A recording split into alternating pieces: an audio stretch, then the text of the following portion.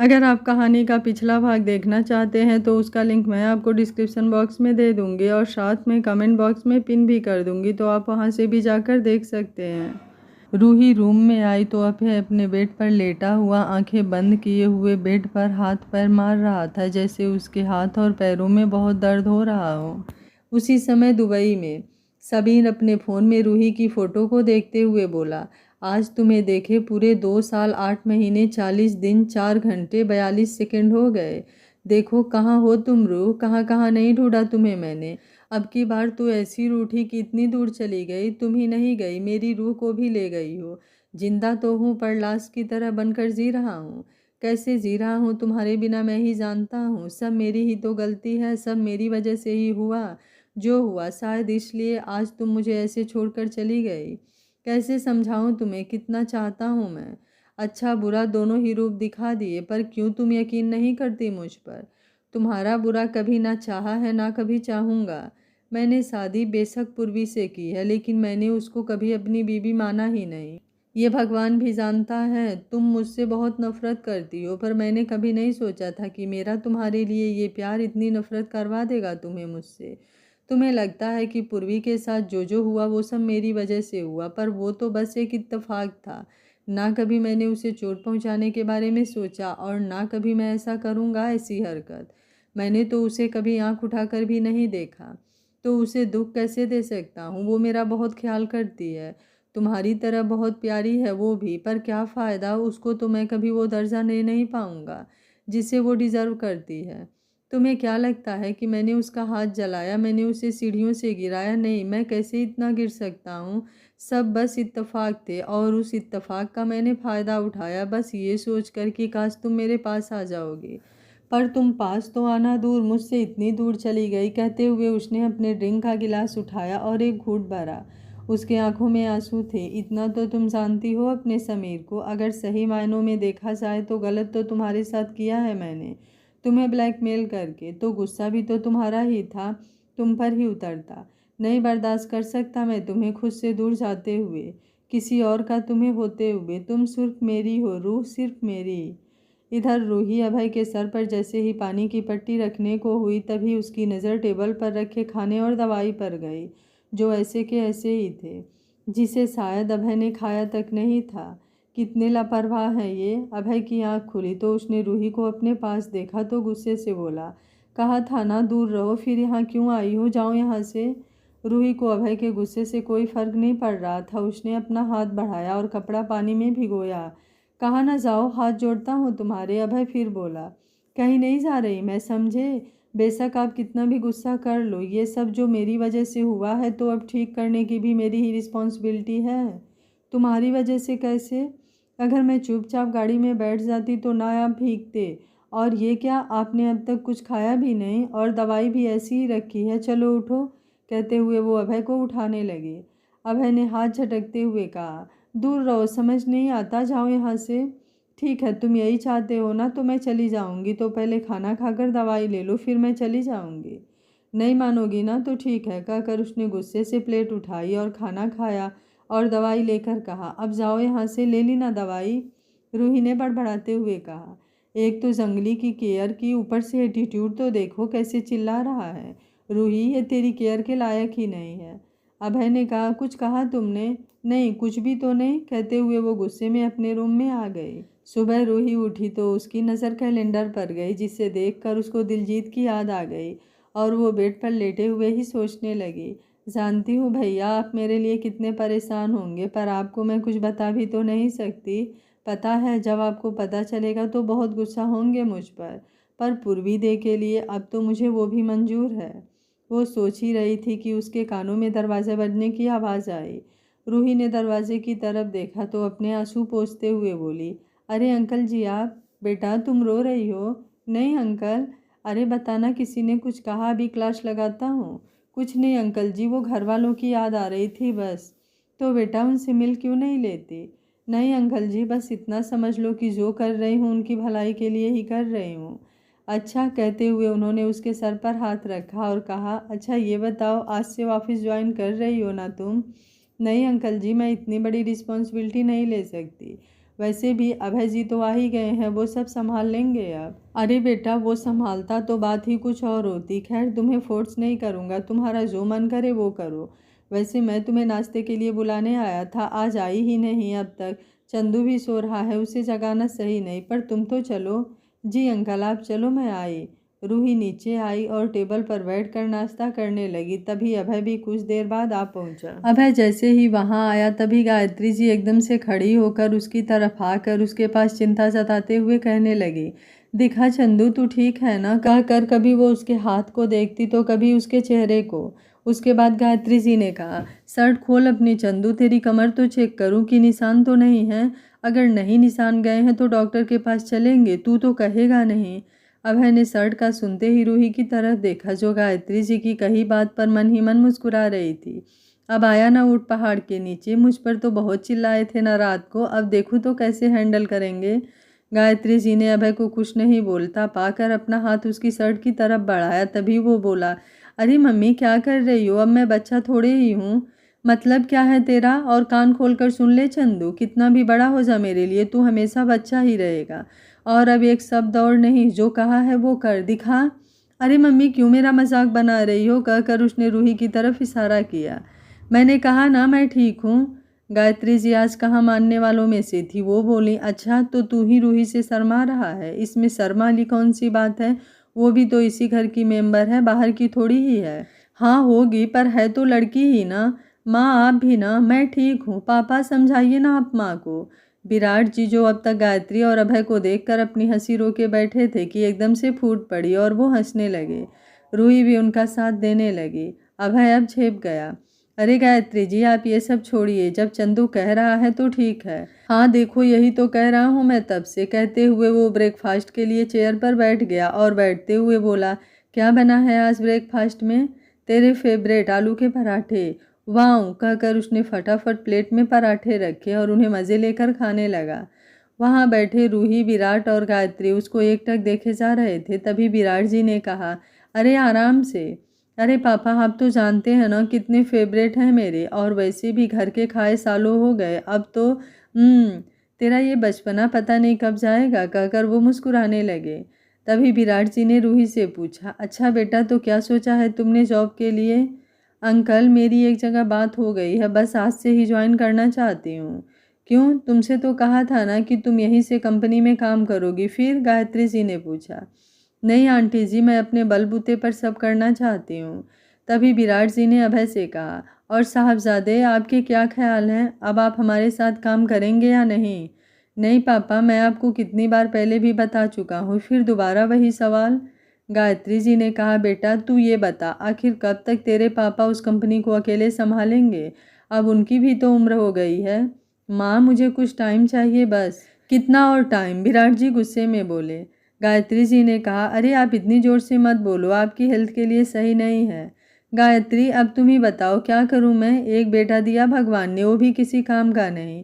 औलाद होती है माँ बाप का भार हल्का करने के लिए, लेकिन हमारा सपूत तो पता नहीं क्या करेगा। अभय अब और बहस नहीं करना चाहता था, इसलिए वो अपना नाश्ता प्लेट में छोड़कर खड़ा हुआ और बोला, मैं इसलिए यहाँ नहीं आता, बस आपका यही ड्रामा चलता है। कहकर वो वहाँ से चला गया। गायत्री जी उसे आवाज़ देती रह गई, अरे नाश्ता तो खा कर जा। अभय ने कुछ नहीं कहा और तेज कदमों से गेस्ट रूम की तरफ बढ़ गया। इधर विराट जी उसके बिहेवियर से गुस्से से बोले, देखा कैसे जवाब देकर गया है। रूही ने कहा, अंकल जी आप गुस्सा मत करो, ये आपके लिए सही नहीं है। तभी गायत्री जी ने कहा, रूही तुम ये नाश्ता उसके पास ले जाओ, तब तक मैं विराट जी को संभालती हूँ। रूही ने चुपचाप हामी भरी और प्लेट में एक और पराठा रखा और उसके रूम की तरफ बढ़ गई। इधर गायत्री जी ने कहा, आप इतना गुस्सा क्यों करते हैं? एक ही तो बेटा है हमारा। तो क्या करूं? तुम तो जानती हो ना कंपनी का हाल कैसे चल रहा है। मुझे भी अब किसी के सहारे की ज़रूरत है। मैं किसी और से क्या ही उम्मीद करूं, जब मेरा बेटा ही मेरा साथ नहीं दे रहा। बोलो। इधर रूही ने दरवाज़ा खटखटाया पर कोई जवाब नहीं। रूही ने कहा, अब मैं अंदर आ रही हूँ। कहकर वो रूम में आई। वहाँ कोई नहीं था, वो बालकनी में चली गई। वहीं अभय बालकनी में खड़ा बाहर की ओर निहार रहा था। तभी रूही ने कहा, नाश्ता? मुझे नहीं करना, ले जाओ इसे। नाश्ते से कैसा गुस्सा? कहकर वो प्लेट लेकर आगे बढ़ी। तभी अभय ने गुस्से में प्लेट को हाथ से मारते हुए कहा, कहा ना नहीं करना समझ नहीं आता, कोई मेरी बात समझता क्यों नहीं है, सब अपनी थोपने आ जाते हैं। समझा समझा कर थक चुका हूँ, आखिर मैं अपनी ज़िंदगी का कोई फैसला क्यों नहीं ले सकता? मेरी ज़िंदगी पर क्या मेरा कुछ हक नहीं है? अभय की गुस्से से लाल आंखें हो चुकी थी, या शायद ऊपर आने के बाद रोया भी था। उसको ऐसे देखकर रूही को भी बुरा लग रहा था, पर अब उसे उस पर गुस्सा भी आ रहा था, क्योंकि बाकी तो सब ठीक है, पर खाने की प्लेट फेंक कर अभय ने सही नहीं किया था। रूही ने नीचे से पराठे को समेटते हुए प्लेट उठाई और उससे बोली, आप जब किसी की हालत खुद नहीं समझते तो आप किसी और से उम्मीद कैसे कर सकते हैं कि वो आपकी हालत समझे? और रही बात अंकल और आंटी की, तो उनसे ज़्यादा आपके बारे में कोई नहीं सोच सकता। आपको उनसे ऐसे बात नहीं करनी चाहिए थी। भगवान हर किसी को इतने प्यारे माँ बाप नहीं देता। एक तरीका होता है अपनी बात रखने का, पर शायद कभी आपने सीखा ही नहीं। कहकर वो वहाँ से चली गई। अभय को पहले ही अपने किए पर गुस्सा आ रहा था, और अब रूही का उस पर यूं तंज कसना उसके बर्दाश्त से बाहर था। उसने अपना हाथ बालकनी की ग्रिल में तेज से मारा। शाम को वो नीचे आया तो उसकी नज़र विराट और गायत्री पर गई। वो उनके पास आया और उनके कदमों में बैठकर बोला, सॉरी मम्मी पापा, मुझे आपसे ऐसे बात नहीं करनी चाहिए थी। गायत्री जी ने उसके सर पर हाथ रखा और उसके चेहरे को ऊपर उठाती हुई बोली, इसमें तेरी कोई गलती नहीं है चंदू, गलती इनकी है। तुझ पर ऐसे अपने डिसीजन थोपना सही नहीं है। विराट जी ने कहा, हाँ शायद गायत्री जी सही कह रही हैं। अभी विराट का हाथ अपने हाथों में लेकर बोला, पापा आप यही चाहते हैं ना कि मैं आपके साथ काम करूँ, तो ठीक है, लेकिन बस 3 मंथ का टाइम और उसके बाद मैं आपके साथ काम करने लग जाऊंगा। पक्का? बस 3 मंथ ही ना? 3 क्या, तू 4 ले ले, पर ऑफिस आ, थोड़ा आराम करना चाहता हूँ मैं भी अब, विराट जी ने कहा। हाँ पापा, विराट जी ने उसे गले लगाया और कहा, ये हुई ना बात, आप मेरे बिहेवियर से गुस्सा तो नहीं है ना? अभय बोला, नहीं बेटा, माँ बाप भी क्या कभी बच्चों से गुस्सा होते हैं? अरे ये रूही कहाँ है? वो तो अपने काम से बाहर गई है, लेट ही आएगी कह के गई थी। क्यों, तुझे कुछ काम है? नहीं कुछ खास नहीं, बस ऐसे ही पूछ रहा था, उसने मन में कहा। जब वो आ जाएगी उससे भी सॉरी बोल दूंगा। शाम को अभय पार्क में चेयर लगाकर अपने लैपटॉप पर कुछ काम कर रहा था, पर उसका ध्यान बार बार गेट पर ही जा रहा था। वो रूही के आने का वेट कर रहा था। तभी उसकी नज़र एक कार पर गई, जिसमें से उसने देखा ईशांत, जो दूसरे साइड से आकर कार का दरवाज़ा खोला, तो फिर उसमें से रूही उतरी। ईशांत को देख उसका भेजा सनक गया। वो अनजाने से एहसास का शिकार हो रहा था। दिल में जलन का एहसास उसके चेहरे पर साफ दिख रही थी, लेकिन फिर भी उसने खुद को संभाला। रूही ईशांत से कुछ कहने के बाद उससे बाय करके आगे बढ़ी। ईशांत वहां से चला गया। तभी अभय लैपटॉप को चेयर पर रखकर गेट की तरफ बढ़ा और रूही तक पहुंचकर उसका रास्ता रोककर खड़ा हो गया और कहने लगा, तो ये था तुम्हारा ज़रूरी काम, अपने बॉयफ्रेंड के साथ बाहर लॉन्ग ड्राइव पर घूम कर आना? रूही ने उसकी बात का कोई जवाब नहीं दिया और वो साइड से आगे निकलने लगी। अभय फिर उसके सामने आकर गुस्से से बोला, तुमसे बात कर रहा हूँ, जवाब दो। टाइम देखा है? ऐसे किसी के साथ में घूमना क्या ये सही है? रूही ने भी गुस्से से उस पर चिल्लाते हुए कहा, आपसे मतलब? मेरे लिए क्या सही है क्या गलत मैं अच्छे से समझती हूँ। मैं कुछ भी करूँ, आप मुझसे मतलब? मुझसे पूछने वाले आप होते कौन हैं? मुझसे क्यों मतलब नहीं है, बोलो। हाँ, मम्मी पापा को पता चलेगा तो कैसा लगेगा, उन्हें कभी सोचा है क्या? अच्छा, आपको बड़ी चिंता है उनकी, और मैं कुछ भी करूं मेरी मर्जी, कहकर वो आगे बढ़ी। अभय ने उसका हाथ जोर से पकड़ा और कहा, कुछ भी करूं से मतलब? क्या करके आई हो? हाँ, अरे हाँ, मैं तो भूल ही गया, तुम लड़कियों को तो पैसे से मतलब होता है। तुम भी तो एक मिडिल क्लास फैमिली से हो, और वो ईशांत लगता है एक अमीर फैमिली से, तो तुम्हें तो पैसे से मतलब है ना? तभी तो उसके साथ ऐसे घूम रही हो। पैसा चाहिए? पैसा बताओ कितना चाहिए, मैं देता हूँ, लेकिन शर्त एक होगी, जो उसके साथ करके आई हो वो मेरे साथ भी। उसने इतना ही कहा था कि तभी रूही ने अपने हाथ को उसके हाथ से झटक कर एक जोरदार थप्पड़ उसके गाल पर मारा। अभय को यह बर्दाश्त नहीं हुआ और वो उसके पास आते हुए कहने लगा, बुरा लगा है? ओह, सच्चाई बाहर आ गई इसलिए? रूही की आंखों से आंसू बहने लगे। वो इसके आगे कुछ कहता, पर अब रूही के आंसू देखकर उसने अपने होठ अपने आप सिल गए। सीने में कसक सी उठी। रूही उसे हाथ से हटाते हुए रोती हुई वहाँ से चली गई। अभय अब तक शौक में था। वो सोचने लगा, आखिर दिक्कत क्या है मेरी? जब मैं रूही को ईशांत के साथ देख रहा हूँ कुछ ऊच पटांग कर बैठता हूँ। क्यों फ़र्क पड़ रहा है मुझे क्या उसकी लाइफ, वो कुछ भी करे, मैं होता कौन हूँ उससे कुछ भी पूछने वाला या उस पर बंदिश लगाने वाला। सॉरी बोलने आया था और क्या कर दिया। रूही अपने रूम में आई और सीधा बेड पर पड़ गई। उसकी आंखों से अब भी आंसू बह रहे थे। जंगली कहीं का, ऐसे बोल भी कैसे सकते हैं वो, मुझे समझते क्या हैं। उनको मुझसे बहुत प्रॉब्लम है ना, तो मैं उनके सामने ही नहीं जाऊंगी। रात को अभय डाइनिंग टेबल पर बैठा मम्मी पापा के साथ बैठा रूही का वेट कर रहा था। तभी उन्होंने खाना शुरू किया। अभय को ये अजीब लगा कि मम्मी पापा रोज़ तो उसके साथ खाना खाते हैं, लेकिन आज उसके बिना ही शुरू कर दिया। उससे ये बात हजम नहीं हुई। तभी उसने कहा, माँ वो आपकी चहेती कहाँ है।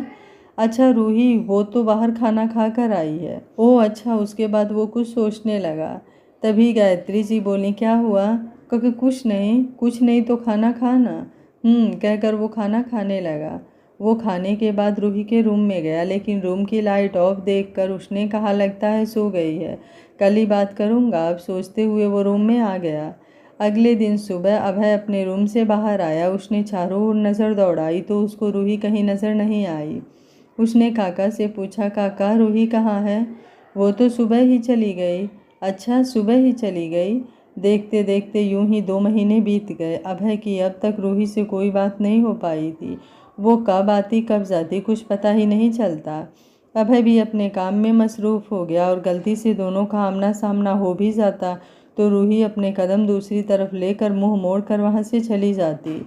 अभय को रूही की बेरुखी बेचैन कर उठती थी, पर इस बार गलती उसकी ही थी। वो रूही के बात करने का इंतजार कर रहा था। एक दिन वो रूम में अपने लैपटॉप पर बैठा मेल्स चेक कर रहा था। तभी उसका फ़ोन बजा। फ़ोन ऋषभ का था। उसने कहा, हेलो। क्या हेलो भाई, आप तो भूल ही गए मुझे। अरे ये कैसी बात कर रहा है, ये बता वहाँ सब कैसे हैं। सब ठीक है। टीना का इंटरव्यू अच्छा हो गया, कल उसका रिजल्ट आएगा, देखो क्या होता है। अरे सब ठीक होगा, उसने इतनी मेहनत जो की है। वैसे भाई आप बताओ, जब से गए हो भूल से ही गए हो, कहीं कोई मिल तो नहीं गई। कौन मिल गई, एक नहीं नाक में दम। क्या कहा, नाक में दम मतलब कोई लड़की है। कौन है भाई बताओ ना। अरे कोई नहीं। अब आप मुझसे छुपाएंगे। कोई नहीं भाई। अरे कुछ नहीं है, चल मुझे अभी काम है, मैं फ़ोन रखता हूँ, कहकर अभय ने फ़ोन रख दिया। इधर टीना ने ऋषभ से कहा, हुई भैया से बात। हाँ तो मेरी क्यों नहीं करवाई। उसने मुझसे ही ठीक से बात नहीं की, तेरे से तो तब बात करेगा। कुछ अजीब सा बिहेवियर लगा मुझे तो, कोई लड़की का सीन लगता है। अरे हो ही नहीं सकता, टीना बोली।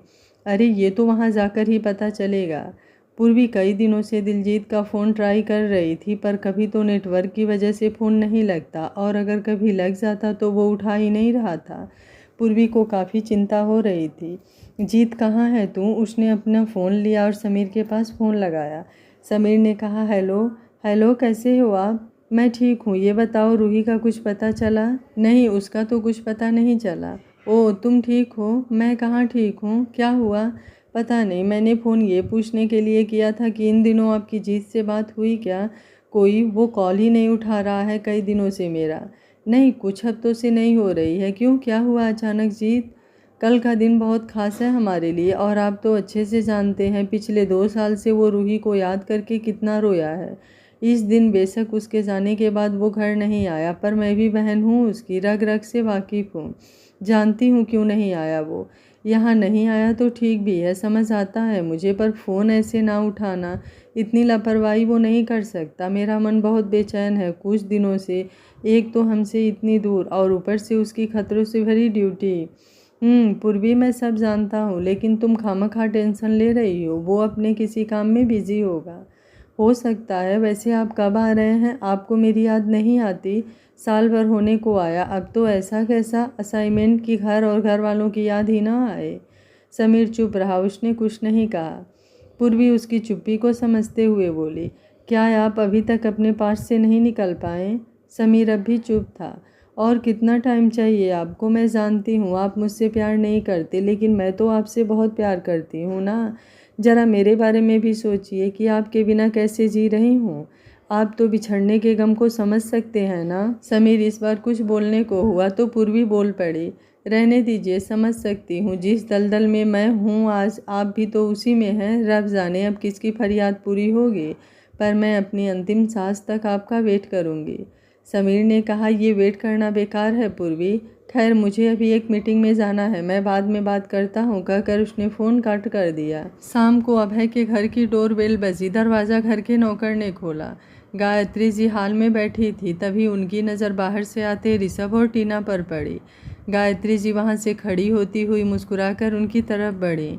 फूकू रिसू, तो आज आ ही गई तुम्हें इस मामी की याद। ऋषभ और टीना ने उनसे नमस्ते किया और उसके बाद ऋषभ ने उनके पैर छुए। उन दोनों को गायत्री जी ने गले लगा लिया। याद तो उनकी आती है जिन्हें हम भूलते हैं। आप तो मेरे दिल में हैं माई स्वीट मामी। हाँ हाँ, मस्का मत लगा। पता नहीं तुम बच्चों को दिल्ली में क्या दिखता है कि वहीं जम गए हो। यहाँ तो कोई आना ही नहीं चाहता।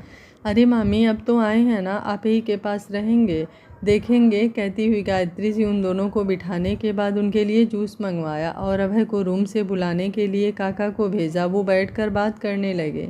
अभय जी मम्मी कहते हुए नीचे आया और उन दोनों को देखकर डबल खुश होते हुए ऋषभ पर झपट पड़ा।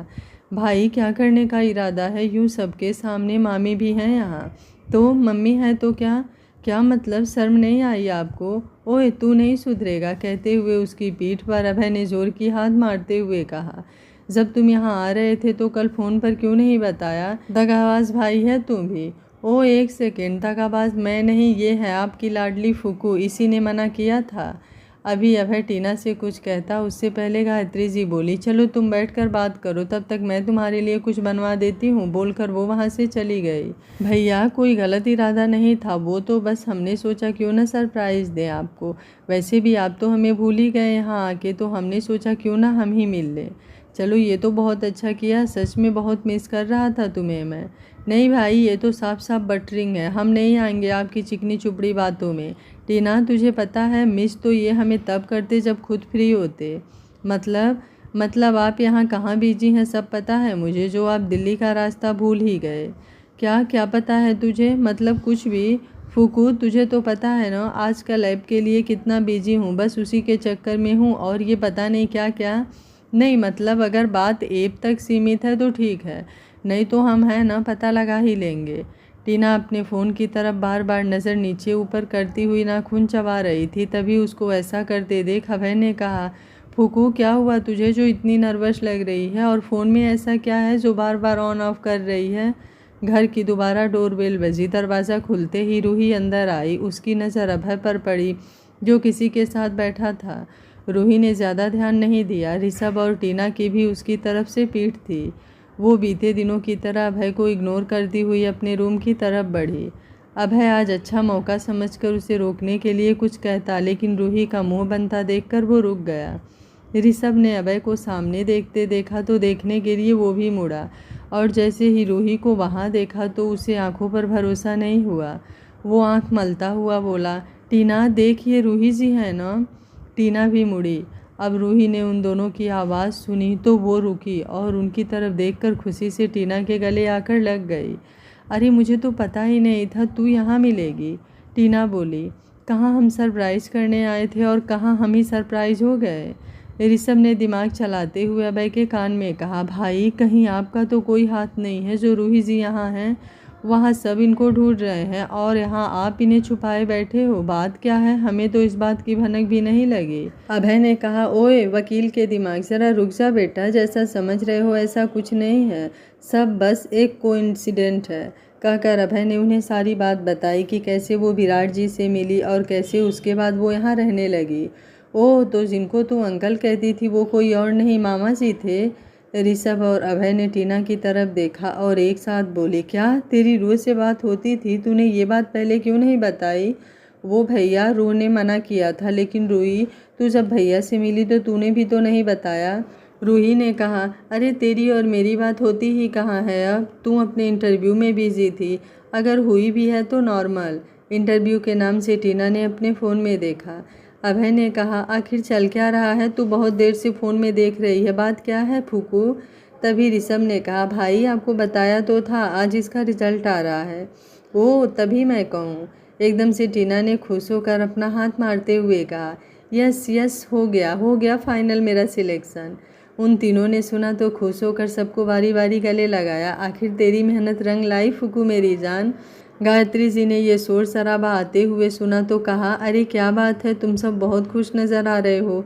अरे मामी जी, अपने फुकू का सिलेक्शन हो गया, ऋषभ बोला। अरे वाह, ये तो बहुत अच्छी खबर है, इसी बात पर हलवा खाकर मुंह मीठा करो, कहकर गायत्री जी ने उन सब के हाथ में एक एक कटोरी दे दी और टीना के हाथ में देते हुए बोली, अपनी फूकू को तो मैं ही खिलाऊंगी आज। ये तो गलत बात है, बस फूकू को ही, हमें नहीं, ऋषभ ने कहा।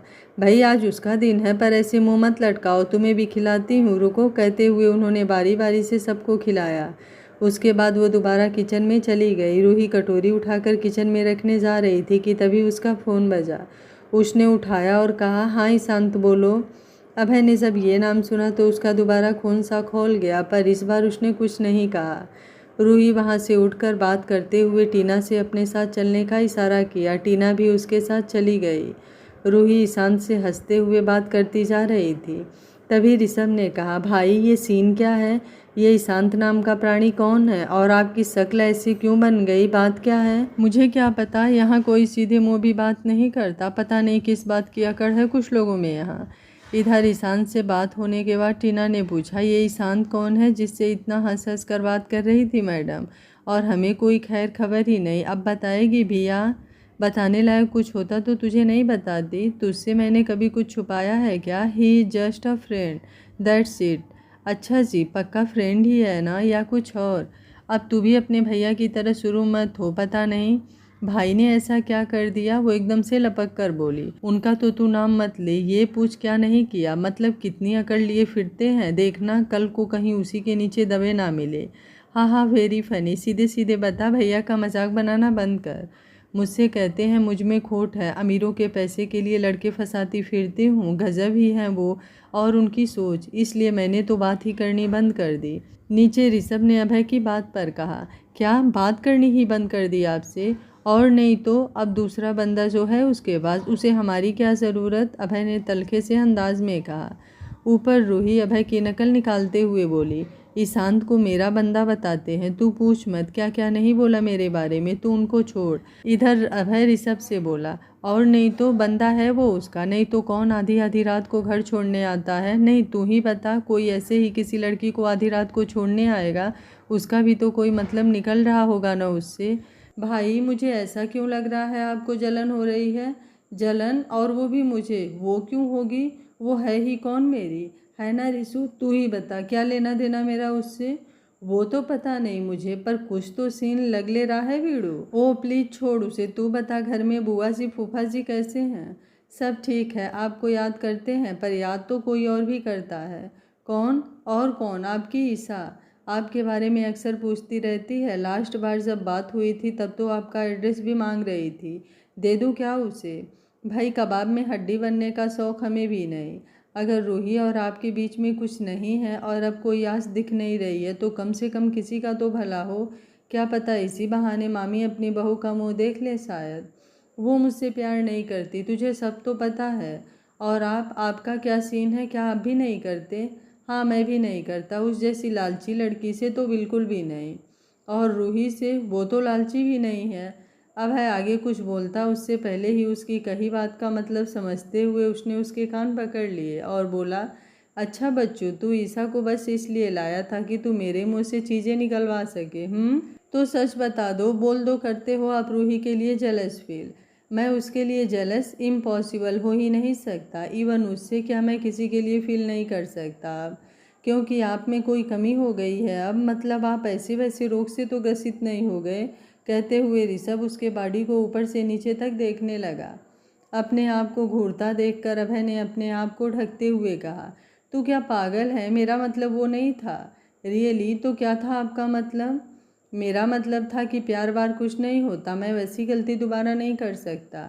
अच्छा, कहकर रिशु ने मन में कहा, देख लेना एक दिन निकलवा कर रहूँगा आपसे कि आप कुछ तो ज़रूर फील करते हैं रूही जी के लिए, वरना उनको देखकर आपके चेहरे पर जो खुशी होती वो ना होती। और अब उस खुशी को आपके चेहरे पर बरकरार रखने के लिए भले ही मुझे कुछ क्यों ना करना पड़े, वो मैं ज़रूर करूँगा। शाम को सब एक साथ बैठे थे सिवाय रूही के। तभी गायत्री जी ने पूछा, रूही कहाँ है। मामी जी, वो अपने ऑफिस के काम से गई है। अभय ने धीरे से कहा, ऑफिस के काम से या आपने उस बंदे से मिलने का बहाना बना कर गई है? ऋषभ ने कहा, भाई आप ना कम जलो, बदबू देखो कहाँ कहाँ तक फैल गई है। ओए चुपचाप से खाना खा। मैं तो खा ही रहा हूँ, वो तो आप बड़बड़ा रहे थे, ऋषभ बोला। रात को सब सो गए, लेकिन अभय अपने लैपटॉप पर अभी कुछ काम कर रहा था। काम तो बहाना था, वो असल में रूही का ही वेट कर रहा था, और आज पहली बार थोड़ी ही था, ऐसे पिछले 1 महीने से यही तो चल रहा था। रूही का लेट आना और अभय का रूही के लिए रोज़ जाग कर ऐसे वेट करना। हालांकि दोनों बात नहीं करते थे, पर फिर भी एक दूसरे पर पूरी नज़र रखते थे। उसे कार रुकने की आवाज़ कानों में आई तो अभय ने रूम की विंडो से बाहर देखा और खुद से कहा, लो आ गई मैडम, टाइम देखा है इसने, अब मैं कहूँ भी तो क्या। अच्छा है और लेट आओ, मेरा क्या। अगले दिन टीना अपने प्लेट सजा रही थी, वहाँ रूही भी चुपचाप बैठी कुछ सोच रही थी।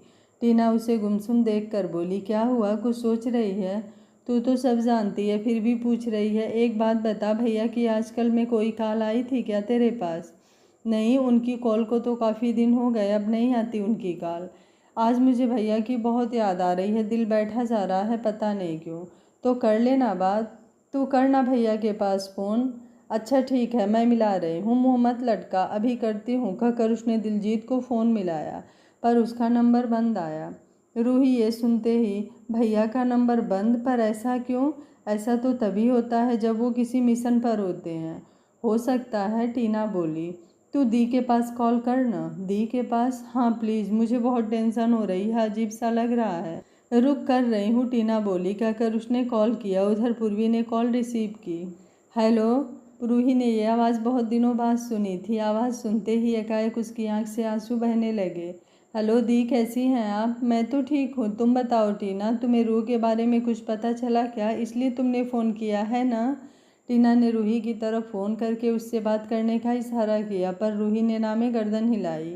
नहीं दी, मुझे कुछ पता नहीं चला। और आपको? नहीं टीना, ये रूह की परेशानी कम थी जो अब ये दिलजीत। रूही ने दिलजीत सुना तो टीना से इशारे में पूछने के लिए कहा। उसके बाद टीना ने कहा, क्या हुआ उनको? वही तो नहीं पता है, पता नहीं कहाँ है, उसका नंबर भी बंद आ रहा है कई दिनों से। पहले तो हर साल दोनों बात कर लेते थे, पर जब से रूह गई है तब से बहुत टूट चुका है वो।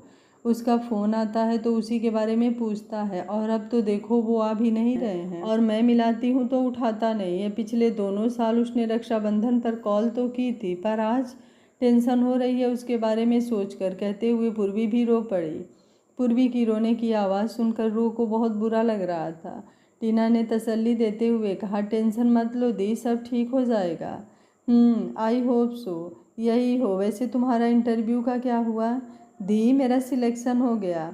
ग्रेट, जानती थी तुम्हारी मेहनत रंग लाएगी ही। पार्टी तो बनती है टीना। बिल्कुल दी, इंतज़ार रहेगा। वैसे अगर रूही होती तो सुनकर कितनी खुश होती ना वो भी।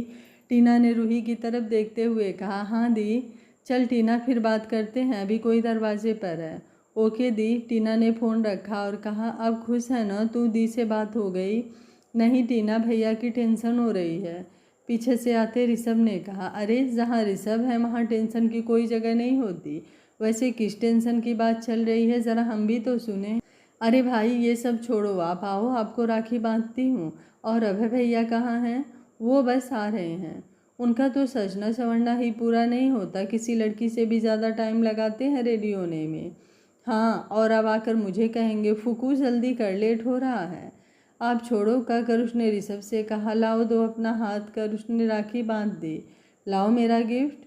अरे ये बढ़िया है, बहनों को भाइयों को लूटने का मौका चाहिए बस, ऋषभ बोला। हाँ तो हक है हमारा, टीना बोली। रूही चुपचाप बैठी उन दोनों को हंसते हुए देख रही थी। उसको अपना दिन याद आ रहा था जब वो दिलजीत को राखी बांधती थी, और वो कैसे उसके साथ ऐसे ही हंसी ठिठोली करता था। तभी टीना का फ़ोन बजा, वो फ़ोन लेकर बाहर चली गई। ऋषभ ने रूही को देखकर कहा, तुम आज इतनी उदास क्यों हो, क्या हुआ, घर की याद आ रही है? आज के दिन हर साल में भैया के हाथ पर राखी बांधती थी, पर इधर अभय बाहर आया तो टीना को ना देखकर बोला, अब ये फूकू कहाँ गई? इतनी देर से तो शोर मचा रही थी, अब आ गया हूँ तो खुद गायब हो गई। हाँ वो उसका फ़ोन आया था, आ रही होगी, रूही ने कहा। अरे मुझे किसी काम से बाहर जाना है, पर देखो इसको, अब कहाँ गई? ऋषभ ने अभय की टांग खींचने के लिए कहा। अरे अभय भाई, तो क्या तू एक काम कर, रूही से बदवा ले। वैसे भी रूही जी आज अपने भाई को बहुत याद कर रही हैं, उनके भाई की कमी भी पूरी हो जाएगी। जैसे ही अभय ने सुना उसका मुंह बन गया। ऋषभ ने कहा, ठीक कहा ना रूही जी मैंने। रूही ने कभी अभय को भाई की नज़र से देखा ही नहीं था, वो भी ये सुनकर अचंभित रह गई। अरे रूही जी, क्या सोच रही हो, उठाओ राखी और बांध दो। अभय ने हकलाते हुए कहा। काका, क्या तू पागल है जो ये बोल रहा है? अरे भाई, सही तो बोल रहा हूँ। मेरी सिर्फ एक बहन है और वो है टीना, समझा? और तुझे इतना ही राखी बंधवाने का शौक है तो तू ही बंधवा ले, अभय बोला। मैं तो नहीं मानता रूही जी को बहन, तो मैं क्यों बंधवाऊँ, ऋषभ बोला। अच्छा, तो मैं भी नहीं मानता, एकदम से ऋषभ ने एक सांस में कहा। तो क्या मानते हो? अभय ने कहा, मैं। फिर वो चुप हो गया। रूही ने टीना को देखकर कहा, लो आ गई टीना, बंधवा लो उसी से, कहकर वो अपने रूम में चली गई। अभय ने टीना की तरफ देखा और एक लंबी सांस लिया और मन में बोला, आज तो बच गया, नहीं तो ये ऋषभ का बच्चा पक्का राखी बंधवा देता। टीना ने अभय को राखी बांधी और अभय ने टीना को एक बहुत प्यारी वॉच गिफ्ट की। उसके बाद अभय भी काम के लिए निकल गया। शाम को विराट, गायत्री, रूही, टीना, ऋषभ बैठकर बात कर रहे थे। अभय बाहर से आया और बोला, अरे यहाँ तो महफिल जमी हुई है, क्या बात है? जाकर वो भी उनके साथ बैठ गया। तभी रूही के पास एक कॉल आई। कॉल ईशांत की थी। अभय ने फ़ोन पर नाम फ्लैश होते देख लिया था। उसने मन में कहा, हाँ बस ये किसी की तो कमी थी। रूही ने एक साइड में जाकर बात की। थोड़ी देर बाद वो वापस आई। अभय की नज़रें अब बस उसी पर थी। उसने कहा, अंकल मुझे अभी ऑफिस के काम से जाना होगा और रात को आते आते 2 या 3 बज जाएंगे। बेटा इतनी देर? और समय देखा है, लगभग शाम होने को आई है और इस टाइम कल चली जाना। अंकल नहीं, बहुत इम्पोर्टेंट असाइनमेंट है, आज ही पूरी करनी है। जाने वाला तो ईशांत था पर उसको कुछ अर्जेंट काम आ गया तो अब मुझे जाना होगा। ज़रूरी है तो ठीक है बेटा, लेकिन तुम्हारा अकेले जाना ठीक नहीं है। तुम ना एक काम करो, अभय या ऋषभ में से किसी एक को साथ ले जा। ऋषभ जैसे ही कुछ बोलता, अभय ने एकदम से कहा, मैं चले जाता हूँ, क्योंकि ऋषभ को कल वैसे भी वापस जाना है और वो थक जाएगा। ऋषभ ने मन में कहा, अच्छा बच्चू, सब समझ रहा हूँ। कुछ देर बाद अभय और रूही घर से निकल गए। अभय ने गाड़ी स्टार्ट की। रूही ने ईशांत के पास कॉल किया और उससे कहा, हेलो ईशांत, मैं घर से निकल गई हूँ, अब तुम सारी डिटेल्स मेल कर दो। उसने वहाँ से ओके कहा। उसके बाद रूही ने फ़ोन कट कर दिया। रूही विंडो से बाहर देख रही थी। तभी अभय ने कुछ सोच कर कहा, वैसे तुम्हारा बॉयफ्रेंड कैसा है जो तुम्हारी बिल्कुल चिंता नहीं करता? देखो टाइम देखा है जो तुम्हें अकेले भेज रहा है। रूही ने गुस्से में कहा, आपसे मतलब? ओह, अब एक तो तुम्हें थैंक यू बोलना चाहिए कि मैं अपना आराम त्याग कर तुम्हारे साथ आया, और तुम उल्टा, ओह ये तो आपने बहुत बड़ा एहसान कर दिया मुझ पर, तो अब क्या? रूही ने उसके मुस्कुराते चेहरे को देखकर इरिटेट होते हुए कहा, कितनी ही कोशिश क्यों ना कर लूँ, आपसे लड़ाई ना करूँ, पर हमेशा ऐसा कुछ बोल देते हैं कि मुझे जवाब देना ही पड़ता है। क्यों करते हैं आप ऐसा? अब मैंने क्या किया? यहाँ आप मुझे एहसान किस बात का दिखा रहे हैं? मैंने तो बोला नहीं था आपसे आने के लिए, क्यों आए आप? आपसे अच्छे तो ऋषभ जी हैं, वो आते तो सही रहता। ये सुनकर अभय का दिमाग घूम गया। एकदम से उसने गाड़ी की स्पीड बढ़ा दी। अरे ये क्या कर रहे हो, मारना है क्या आपको? मेरी मर्जी, कुछ भी करूं, तुमसे मतलब यही कहा था ना। सच में खुला सांड है ये, पता नहीं कब क्या करने लगे। क्या कहा? रूही ने हाथ जोड़े और कहा, कुछ नहीं कहा, अब आप चुपचाप कार चलाओ। मैं कुछ बोलूँगी ना, देखो एकदम चुप। ठीक है। रूही ने बाहर देखा और बोली, जंगली कहीं का। उसके बाद पूरे रास्ते दोनों में से कोई नहीं बोला। कुछ देर बाद वो उस जगह पहुंच गए। रूही ने वहां जाकर अपना काम खत्म किया। तब तक वो रूही का बाहर वेट करता रहा। काम खत्म होने के बाद रूही जैसे वापस आई, वो कार में बैठी और अभय ने कार स्टार्ट कर दी। अभी गाड़ी थोड़ी दूर ही चली थी कि अभय ने गाड़ी रोक दी। ये आपने कार यहाँ क्यों रोकी? अभय नीचे उतरा और दूसरी साइड का दरवाज़ा खोलकर बोला, भूख लगी है मुझे। तो वो घर जाकर भी खा सकते थे, घर जाने में कम से कम 1.5 घंटा लगेगा, तब तक वेट नहीं कर सकता। तो चलो। पर मुझे भूख नहीं है। पर मुझे तो है, चलो, कहकर उसने रूही का हाथ पकड़ा और उसको ढाबे के अंदर ले गया। उसने वहां बैठकर एक आदमी को आने का इशारा किया और वो आदमी दौड़ कर आया और बोला, भैया क्या लाऊं आपके लिए? यहाँ की जो जो स्पेशलिटी है वो ले आओ, पर जल्दी लाना, बहुत भूख लगी है। ठीक है भैया, और मैडम के लिए? अभय ने रूही की तरफ देखा जो साइड में देख रही थी। रूही क्या खाओगी तुम? रूही ने इरिटेट होते हुए बोली ना भूख नहीं है। भैया आप सब 2-2 प्लेट ले आओ। ठीक है कहकर वो आदमी चला गया। थोड़ी देर में वो नान, मखनी, दाल, शाही पनीर, 2 बड़े लस्सी के गिलास और साथ में सलाद ले आया। रूही ने 2 थालों में खाना देखा तो वो बोली, ये 2 थाली किसके लिए है? ऑब्वियसली मेरे और तुम्हारे लिए। अपने लिए मैं इतना नहीं मंगवाता, तुम्हारे लिए मंगवाया है। जानता हूँ तुम्हें भी भूख लगी है, पर बोलोगी थोड़ी, इतना गुस्सा नाक पर लिए जो घूमती हो। देखो बेशक हम हमेशा लड़ते हुए, पर मैं तुम्हें थोड़ा बहुत तो जानता हूँ, इसलिए अब खा लो।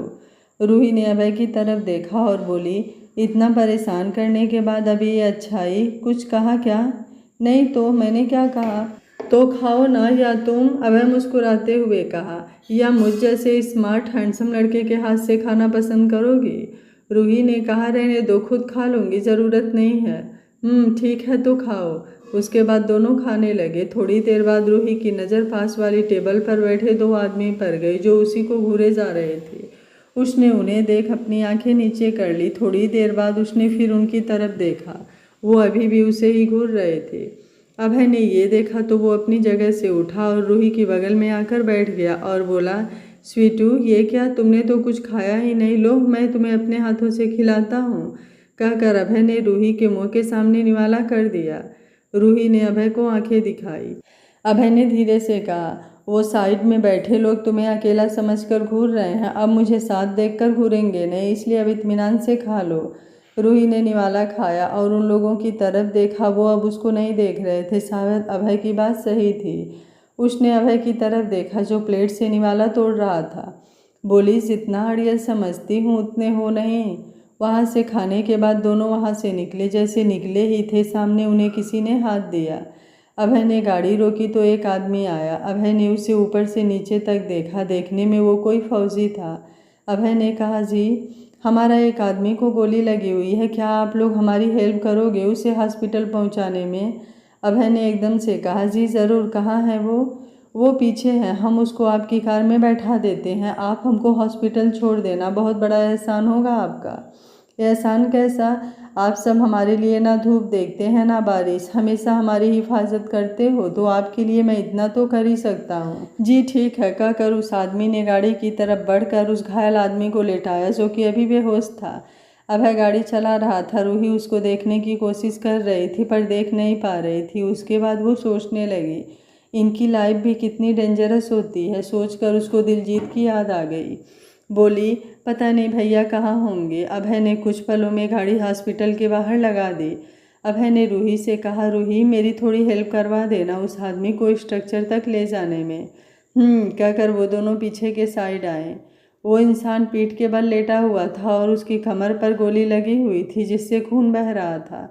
अभय ने जैसे ही उसको पलटा, रूही ने एकदम से भरे गले से कहा, दिलजीत भैया। अभय ने ध्यान से देखा और बोला, हाँ रूही ये तो तुम्हारे भैया ही हैं, पर ये यहाँ कैसे? रूही ने रोते हुए दिलजीत की तरफ हाथ बढ़ाया। रूही ने उसे छूते हुए कहा, इन्हें अंदर ले चलो जल्दी। उसके बाद अभय और रूही दिलजीत को सहारा देते हुए हॉस्पिटल के अंदर ले गए।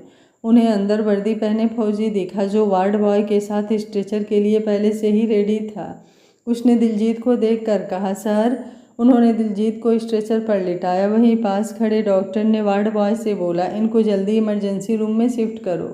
रूही सुनकर वहां खड़ी बस रो रही थी। रूही की ऐसी हालत देखकर फौजी समझ तो गया था ये दिलजीत को पहले से जानती है, और अब जब अभय से उसे पता चला कि रूही दिलजीत की बहन है तो उसने अंदाज़ा लगाया कि ये वही तो नहीं जिसकी वो इतने दिनों से तलाश कर रहा था। वो रूही के सारे जज्बात समझ रहा था। रूही के आंसू रुकने का नाम नहीं ले रहे थे। उसको दिलजीत से मिलने की खुशी तो थी, पर उसकी अभी की हालत को देखकर वो कहीं ज़्यादा परेशान थी। साथ में उसे ये भी तो चिंता थी कि अब वो दिलजीत का सामना आखिर कैसे करेगी, कैसे जवाब देगी उन बातों का जिनसे वो इतने दिन से बच रही थी। क्या एक बार फिर भाग जाए यहाँ से? पर नहीं, इस बार उसका ईमान उसे यहाँ से जाने की गवाही नहीं दे रहा था। इसी बेचैनी में वो इधर से उधर चक्कर काट रही थी। अभय उसकी हालत देखकर उसके पास आया और उसके आंसू पोंछकर बोला, रूही सब ठीक होगा, डोंट वरी। रूही ये सुनते ही एकदम से अभय के सीने से लग गई। अभय ने भी उसे बखूबी समझते हुए उसे सहारा देने के लिए उसके सर पर अपना हाथ रख दिया। उसके आंसू अभय की शर्ट को भिगो रहे थे। उसका रोना इस समय उसके कलेजे को छलनी कर रहा था। वो उसको अपने सीने से लगाए हुए चुप कराने की कोशिश कर रहा था। उसने उसको अपने से अलग कर एक बार फिर पास वाले बेंच पर बिठाया। थोड़ी देर में डॉक्टर बाहर आए। रूही और अभय तुरंत अलग हुए। रूही ने कहा, वो भैया? वर्दी वाले फौजी ने कहा, अब सर कैसे हैं? देखिए, अभी कुछ कहा नहीं जा सकता। वैसे गोलियां तो निकाली जा चुकी है, लेकिन क्या डॉक्टर? रूही बोली। लेकिन उनका खून बहुत ज़्यादा बह चुका है। उनका ब्लड ग्रुप ओ पॉजिटिव है, जो कि हमारे ब्लड बैंक में फ़िलहाल अवेलेबल नहीं है। हमने दूसरे हॉस्पिटल से अरेंज करने की कोशिश भी की, पर अभी तक कुछ। वर्दी वाले फौजी ने कहा, मैं भी देखता हूँ, अगर हमारे यहाँ किसी का ये ग्रुप हुआ तो। अभय ने एकदम से कहा, मेरा है ना ओ पॉजिटिव? डॉक्टर ने कहा, दैट्स ग्रेट, लेकिन आपको कोई डिसऑर्डर तो नहीं है? नहीं सर। ओके सिस्टर, तुरंत ब्लड ट्रांसफ़र की तैयारी करो और आप मेरे साथ चलो, कहकर वो अभय को अंदर ले गया। थोड़ी देर बाद जब अभय आया तो रूही ने उसे देखकर कहा, भैया? हाँ, वो ठीक हो जाएंगे रूही, तुम टेंशन मत लो, इधर आओ, कहकर उसने उसको बेंच पर बैठाया और एक पानी का गिलास ले आया और बोला, लो इसे पियो। रूही ने उसके हाथों से गिलास ले लिया। तभी रूही का फ़ोन बजा। रूही ने फ़ोन की तरफ देखा, कॉल ऋषभ की थी। अभय ने कहा, तुम पानी पियो, लाओ मैं बात करता हूँ, कहकर वो फ़ोन लेकर चला गया। हेलो रूही जी, उधर से ऋषभ ने कहा। रूही, नहीं, अभय बोल रहा हूँ। फ़ोन को कान से हटाकर वापस स्क्रीन पर नंबर देखकर ऋषभ बोला, मिला तो रूही जी के पास है, फिर भाई कैसे बात कर रहे हैं? वो फ़ोन को फिर कान से सटाकर बोला, आपके पास रूही का फ़ोन कैसे आया? क्या सीन है ब्रो? आप कम आंकने वालों में से नहीं हो, पर मेरी सुनता कौन है? ओए, क्या बोल रहा है? टाइम देखा है आपने? सुबह होने को आई है। कहाँ है रूही जी? मानता हूँ आपको बाहर रहने की आदत है, अपनी तो परवाह थी ही नहीं, पर फिलहाल तो आपके साथ एक लड़की भी है, उसको तो टाइम पर घर ले आते। ज्ञान चंदी, मतलब कहाँ से लाता है इतना ज्ञान? तुझे मैं ही मिलता हूँ। 1 मिनट चुप क्या रहा तू? तो शुरू ही हो गया, छोटा है छोटा ही बन कर रहा है। भाई और क्या करूँ? नहीं, आप ही बताओ, क्या कुछ गलत कहा मैंने? सुन, इससे पहले तेरे दिमाग में कुछ और आए, हम आ ही रहे थे, कहकर उसने सारी बात ऋषभ को बता दी। अच्छा, तो ये बात थी, तो ये बात आप पहले ही बता सकते थे। अब कैसे हैं वो? अभी कुछ नहीं पता, देखो। ठीक है, घर पर मैं सब संभाल लूँगा। वैसे हो कौन से हॉस्पिटल में? बैटरी लो होने के कारण फ़ोन कट गया। अभय रूही के पास आया, तभी डॉक्टर बाहर आए। अभय ने पूछा, अब कैसे हैं Diljit? Everything is in control now, पर उनको कुछ टाइम अंडर ऑब्जर्वेशन में ही रखना होगा फ़िलहाल। कोई बात नहीं डॉक्टर, हम मिल सकते हैं उनसे। हाँ, लेकिन होश में आने के बाद। तब तक आप यहीं वेट करो, हम इन्फॉर्म कर देंगे, कहकर डॉक्टर चले गए। अभय और रूही एक साथ बाहर बैठे थे। कुछ घंटे बाद नर्स ने आकर कहा, उन्हें होश आ गया। रूही भागी भागी अंदर आई। दिलजीत की आंखें बंद थी। रूही के थोड़े पीछे अभय खड़ा था। वो जाकर एकदम से दिलजीत के सीने से लग गई और फूट फूट कर रोने लगी। दिलजीत ने आंखें खोली और रूह कहते ही शांत हो गया। रूही को बिलखता देखकर उसकी आंखों में भी आंसू आ गए।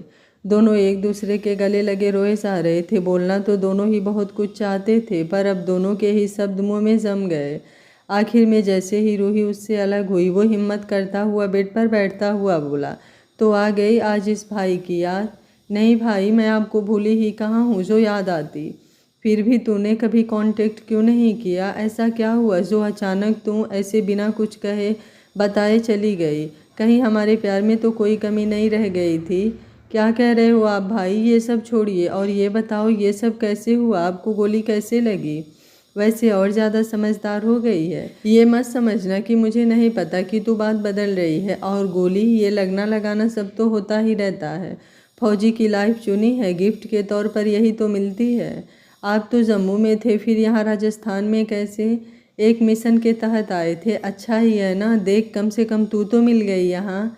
परंतु तू यहाँ कैसे? सब मुझसे ही जानेगी कि खुद भी कुछ बोलेगी?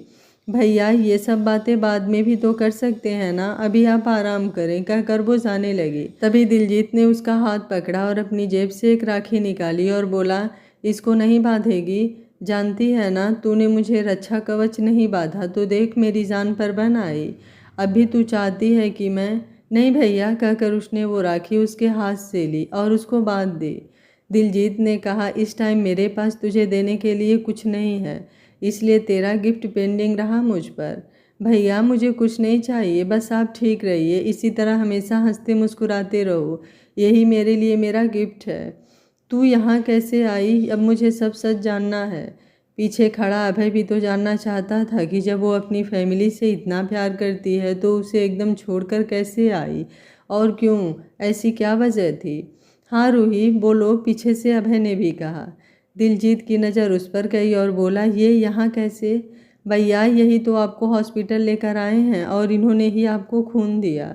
वो तो ठीक है, पर तू इसके साथ कैसे, और तू यहाँ क्यों आई बिना बताए। रूही ने कहा, वो भैया।